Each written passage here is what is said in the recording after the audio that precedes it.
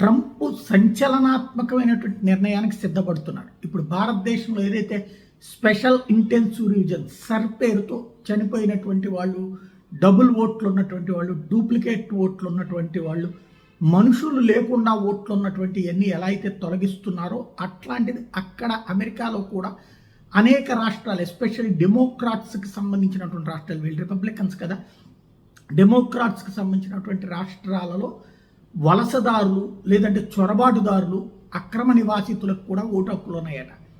అది వాళ్ళు ఇచ్చుకున్నారు డెమోక్రాట్స్.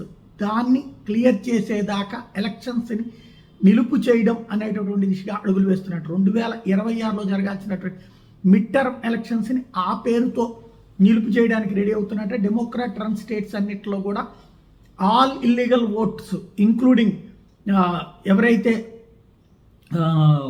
బయట నుండి వచ్చినటువంటి వాళ్ళకు కూడా ఓట్లు ఇచ్చారో అలాంటి వాటన్నిటిని తొలగించిన తర్వాతనే ఎన్నికలు అన్నటువంటి ప్రతిపాదన తెర మీదకి తీసుకొచ్చారు.